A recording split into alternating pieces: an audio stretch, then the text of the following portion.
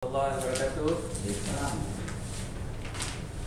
Kepada tuan-tuan, puan-puan daripada Kastam Diraja Malaysia, saya Syarul Zaini bin Bazlisha adalah Wakil Persatuan Peniaga Kecil Negeri Selangor, Darul Ihsan seluruhannya. Untuk makluman pihak Kastam, persatuan ini sebenarnya telah ditubuhkan sejak 20 tahun yang lalu untuk menjaga kepentingan peniaga-peniaga kecil seperti peniaga-peniaga di pasar malam, peniaga-peniaga di kedai-kedai runcit, peniaga-peniaga jamu yang membuat perniagaan secara kecil-kecilan yang tidak melebihi jualan yang jualannya adalah di antara 10,000 ke 1 juta setahun. Jadi sejak pengumuman GST untuk dilaksanakan pada bajet 2014, di mana pelaksananya akan dilaksanakan pada 1 April 2015, pihak kami tidak pada permulaannya tidak mendapat beberapa maklumat yang jelas dan tepat berkenaan bagaimana untuk melaksanakan GST ini bagi peniaga-peniaga kecil, kerana pada masa itu pihak Kastam masih lagi dalam proses untuk mengeluarkan panduan-panduan dan sedang dalam proses untuk memberi penerangan, kerana penerangan itu berlaku selepas hanya pengumuman oleh Perdana Menteri kita pada Oktober 2013. Jadi untuk kami yang peniaga kecil ni, kami agak terkejut juga bila dikatakan bahawa kami ni sebenarnya harus mendaftar sebagai peniaga dengan GST dengan pihak Kastam.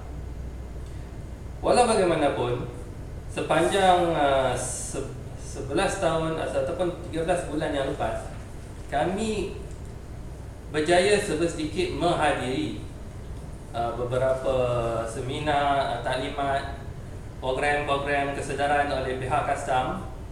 Tetapi bukan kami tidak bersetuju dengan pelaksanaan GST ini, tapi kami tidak bersetuju pelaksanaan GST ini dikenakan kepada kami pada 1 April nanti, kerana beberapa sebab yang saya akan menjelaskan sebentar lagi. Untuk makluman pihak Kastam, untuk mereka yang mencapai jualan lebih 500,000, jualan barangan yang bercukai lebih 500,000, hendaklah wajib berdaftar. Jadi kebanyakan kami, peniaga-peniaga kami ni, walaupun dia menjual pasar malam, tapi jualan mereka memang lebih 500,000. Tapi untungnya belum tentu 500,000 juga, kan? Tapi disebabkan syarat-syarat untuk mewajibkan berdaftar itu 500,000. Jadi bila sudah berdaftar 500,000, pihak kami ini kena menghantar borang cukai setiap 3 bulan.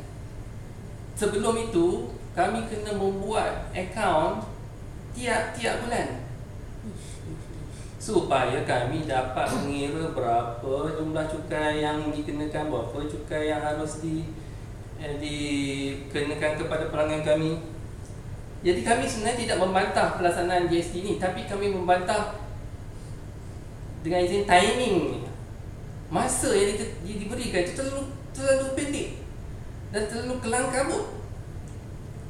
Dan rasa macam jika kita ingin membuat pelaksanaan ini secara efektif, secara tanpa ada apa-apa masalah pada kedua pihak, pada pihak kami dan pihak Kastam. Pihak Kastam pun ingin menerima pendapatan daripada pihak kami. Begitu juga kami juga ingin memastikan bahawa pelaksanaan ini mestilah smooth dengan izin. Lancar. Jadi kalau kami gagal mematuhi undang-undang supaya menghantar setiap 3 bulan, kami akan dikenakan penalti. Yang itu yang kami tidak mahu. Jadi apa yang masalah yang akan timbul ni? Pertamanya, kenapa kami minta tangguh ni? Pertamanya, peniaga kecil ni sebenarnya dia tidak ada SOP sistem kerja. Peniaga pasar malam, peniaga air, peniaga bawang, mana ada sistem rekod perakanan yang teratur. Kadang-kadang diberinya pada accountant 3 tahun sekali untuk buat account, 2 tahun sekali buat account. Jadi kalau nak memenuhi syarat-syarat supaya dihantarnya barang custom setiap 3 bulan tu, saya tak rasa dapat dicapai, dapat dipenuhi. Ketiganya, sistem filing pun tidak teratur. Sistem file. Sistem file tidak teratur. Mana boleh teratur? Cuba bayangkan peniaga kecil tepi jalan, walaupun jualan RM5,000, tapi anda rasa dapat bayangkan lah, dan mentaliti peniaga kecil ni, mereka sebenarnya tidaklah terlalu berpelajaran tinggi. Mereka hanya peniaga kecil-kecilan. Kadang-kadang tu tidak ada SPM pun. Jadi kami di samping itu, masalah yang terakhir sekali adalah modal yang tidak mencukupi untuk menggaji pekerja untuk membuat akaun bulanannya. Jadi kami ingin memberi cadangan untuk menyelesaikan masalah ini. Yang pertamanya, 2 saja cadangan kami. Pertamanya, minta tangguh ke April 2016. Kedua, minta kerajaan beri tambahan subsidi, kerana subsidi sekarang terlalu kecil. RM1,000 untuk beli perisian. Bayangkanlah peniaga kecil-kecilan ni, mereka kalau ingin kedai runcit, mereka perlu ada POS system untuk scan barang. POS system ni akan disambung dengan accounting system, dan accounting ini akan disambung dengan stoknya sistem. Bayangkan 3 sistem ini, RM1,000 ni mana cukup? Itu tidak dicampur lagi dengan untuk menggaji pekerja-pekerja yang mempunyai latar belakang perakanan ni. Saya anggarkan untuk set up satu sistem yang lengkap untuk GST untuk kedai runcit ataupun kedai runcit diperlukan sebanyak RM5,000. Kerajaan katakan RM1,000. Kemudian ada lagi RM1,000 untuk training. Mana cukup? Jadi kalau dikatakan bahawa pihak kerajaan ingin melaksanakan juga GST ini pada 1 April dengan sempurna dan tanpa ada masalah, lebih baik kita betulkan masalah ini dulu sebelum timbul masalah yang kita tidak jangkakan. Lebih baik kita selesaikan masalah yang memang dijangkakan ini. Jadi sebelum saya buat penutup penggungan, ada apa-apa pihak custom ingin memberi maklum balas?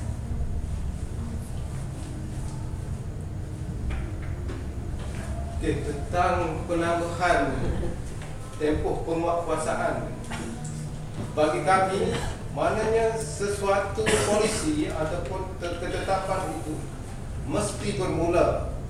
Tidak dapat tidak, kalau kita tangguh sampai bila pun, ketidaksediaan itu hanya akan berlanjutan. Ketidaksediaan pada 1 April 2015 akan dibawa kepada ketidaksediaan untuk bermula pada 2016. Jadi setiap dasar itu mesti bermula.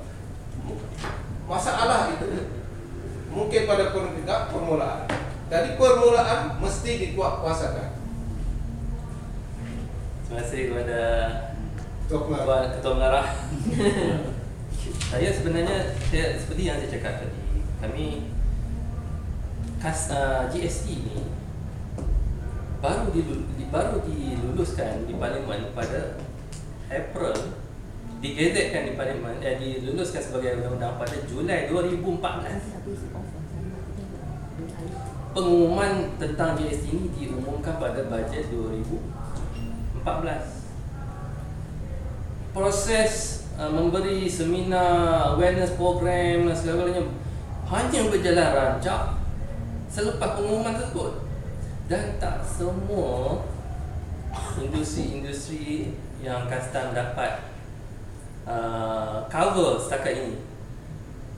Yang peniaga kecil ni lah yang menjadi masalah, kerana mereka ni tidak mempunyai asas perakanan, asas penyimpan rekod yang basic, tidak mempunyai akaun secara bulanan. Jadi sepatutnya pihak-pihak yang macam ni diberi perhatian yang utama pada permulaannya, bukannya dibiarkan begitu saja sehingga pada hari ini saya sendiri harus ke depan beritahu masalah ini kepada pihak custom. Walaupun bagaimanapun kami juga ada memberitahu tentang masalah kami ini secara bulanan kepada ahli parlimen kami di Selangor ini. Dan saya rasa perkara-perkara ini bukannya baru, masalahnya bukan baru. Dan kami pun merasakan bahawa masalah ini telah dibincangkan dengan terperinci dengan Kementerian Kewangan dan juga pihak custom. Tapi setakat ini masalah-masalah ini masih ada berlaku. Ditambahkan lagi dengan subsidi yang hanya RM1,000 untuk membeli perisian, dengan lagi kos untuk menggaji seorang accountant sekurang-kurangnya RM2,000 sebulan. Manalah kami peniaga pasar malam ni, peniaga kedai runcit ni boleh mampu untuk menggaji pekerja-pekerja sini begini. Jadi saya harap pihak custom boleh membawa isu ini ke peringkat perbendaraan Treasury. Sekurang-kurangnya beginilah, pelaksanaan itu tidak dapat ditangguh, tapi diberi keampunan jika pihak peniaga ini gagal memenuhi syarat-syarat pelaksanaan itu. Sebagai contohnya, jika perlu dihantar 3 bulan sekali tapi mereka gagal, mereka hanya boleh hantar 6 bulan sekali ataupun setahun sekali. Tapi cuba janganlah mengenakan penalti pada mereka. 2 tahun ni berilah mereka kemaafan, pengampunan, kerana benda ni masih baru. Benda baru. Kalau benda ni dah 20 tahun, memang patutlah kan dikenakan penalti. Tapi benda baru, kita masih belajar. Apa salahnya? Lagipun peniaga-peniaga kecil ini tak menyumbang terlalu banyak pun kepada pendapatan GST ini kepada pihak kerajaan. Jadi tak rugi. Jadi perkara yang mungkin yang menjadi halangan adalah menghantar penyata setiap bulan. Ya, kerana masalah-masalah menghantar penyata kan. Cuma inilah kita nak menuju ke negara maju. Jadi kita nak industri perniagaan kita, apa perniagaan dia sama ada perniagaan kecil dengan besar pun kita nak perniagaan secara sistematik. Jadi tujuan kita buat ni semua adalah memastikan bahawa peniaga-peniaga kita simpan rekod. Ya, betul. Simpan rekod perbelanjaan, pembelian apa-apa kan disimpan dengan bagus. Betul. Supaya mereka boleh gunakan dasar data itu, maklumat itu untuk tujuan untuk meminjam dari bank atau dari mana-mana dana untuk membesarkan perniagaan mereka. Ya, jadi kalau kita biarkan mereka ini secara beginilah, dia punya perakaunan dalam buku 35 saja, sampai bila mereka tak akan meningkatkan perniagaan mereka. Jadi tujuan kita adalah untuk kebaikan peniaga-peniaga sendiri. Jadi saya setujulah bila katakan mungkin setiap 3 bulan itu memang situ peraturan dia. Tapi kalau dihantar lewat dari itu, kita boleh maafkan. Kita boleh cadangkan pada kemudian supaya dimaafkan, tidak perlu strict. Tapi tarikh pelaksanaannya tetap kita buat sebagaimana yang telah disetujui oleh kerajaan. Tapi pun cerita tentang GST bukan 2014, 2010 ni telah cerita tentang GST. Sepatutnya sebagai seorang peniaga, persatuan kena mengambil mesti sensitif mengambil diri dan menerangkan kebaikan-kebaikannya kepada ahli-ahli. Jadi terangkan kebaikan GST ini kepada ahli-ahli, mungkin boleh mereka terima. Kemudian dengan untuk menyediakan penyata bukanlah susah sangat. Macam yang ketua tadi kata, sekarang ni 3 tahun baru sekali dia sediakan penyata. 3 tahun tu accountant cuma perlukan masa sehingga 2-3 bulan kan, mungkin 2-3 minggu untuk menyediakan penyata. Apa tu pun 2 hari dah 2 hari itu lagi. Kalau dokumen dia lengkap. Itulah poin saya. Kalau dokumen itu lengkap, masalahnya mentaliti mereka ni memang niaga, duit masuk. Kita buka je dalam drawer. Inilah untung saya hari ni. Untung tu sebenarnya jualan tolak kos itu untung, tapi bagi mereka mentaliti ini duit saya ni. Itu saya. Jadi saya sebenarnya setujulah kalau diberi pelepasan penalti tu, tapi satu lagi yang kami minta ni subsidi ni. Dari Sikit sangat, 1,000. Macam ni lah, kita nama pun subsidi.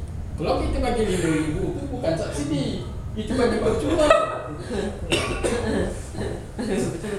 Jadi subsidi RM1,000 untuk beli perisian dan juga latihan. Mungkin kita boleh cakap benda-benda ni ialah kos pada perniagaan. Kos ni boleh tolak daripada perbelanjaan kita. Jadi kita beri cukai ni pada syarikat ialah setelah tolak kos. Beza dengan kita pekerja makan gaji, kita dikenakan cukai berdasarkan gross income. Padahal peniaga ni lah net income dia dah tolak kos-kos semua tu. Tapi Cik, ini subsidi ni sebenarnya RM5,000 tu bagi tak banyak. RM1,000 je RM1,000. Untuk peniaga-peniaga kecil kami ni, RM1,000 tu, RM2,000 tu cukup besar. Itu sekali one off, itu bukan tiap-tiap bulan yang. Tapi masalahnya sistem ni, harganya ditentukan oleh pasaran. Jadi untuk melengkapkan sistem perapanan tu, daripada POS sistem, account sistem, stock sistem, saya sudah tengok dah kat market paling murah pun RM3,000. Tiga sistem tu. Kalau RM1,000 tu hanya untuk accounting system.